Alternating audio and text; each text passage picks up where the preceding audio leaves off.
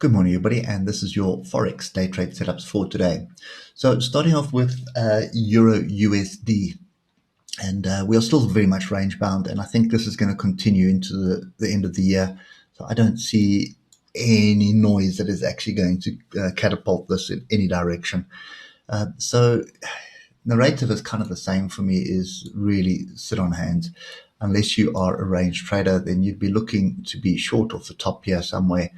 So you'll be waiting for structure. So for me, that is inside bars or engulfing bars or pin bars off the top of the level here. And then you're looking for a break below that structure for a move back down. One thing on the hour is we were sort of flat, and then you can see we've now crossed over and pointing up on the moving averages. So could be worthwhile if there is some kind of a pullback onto structure, which would be 113, pull back onto that area for another move up. But I'm kind of sit on hands. I'm really not interested in this. US dollar, Japanese yen, pretty much a similar picture, top of range at the moment. And nothing really there at the moment. Interesting thing here is that the moving averages are pointing up. We are sort of trending up, and the oscillators have grouped the downside. So that is a fairly decent signal. What I'd be looking for is a level, but the thing for me is a level that I'd be interested in is down at 113.791. So that's kind of the area that I'd be paying attention to, because you've got a nice entry with a decent stop below the swing low, which is 113.556.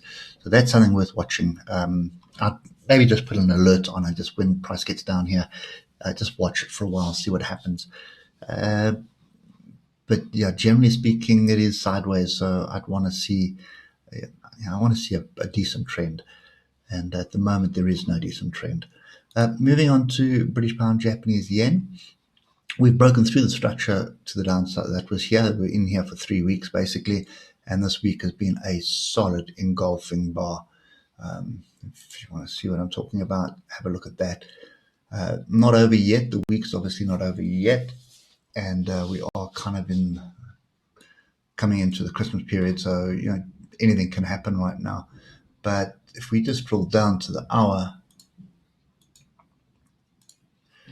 it may be worth paying attention to that level. And I'll give you another one now. And that one there. So maybe worth watching 152, 190 and also 151, 728. Sorry. Pay attention to what happens to price there for a move to the upside. The other thing that I would be watching on this during the European Open, and pretty much only during the European Open, is for the London breakout strategy. Now, basically wait for the first 8 bars. If you look at yesterday, has 1, 2, 3, 4, 5, 6, 7, 8. So draw your range around it. I've just used my Fibonacci.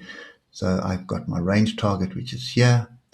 And then you've got the 261 Fibonacci extension, 261 extension.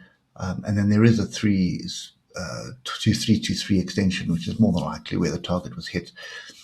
Then I typically only play for the range. I play for the 161, the range, and the 261 extension. So that may be something. Let's say it does that. It comes back onto that structure there. Then you're looking for a break of that range, and your target area would be pretty much around there, and that's 153021. So that's kind of the way that I'd be looking at that, and just watch it for the first half hour of this morning session.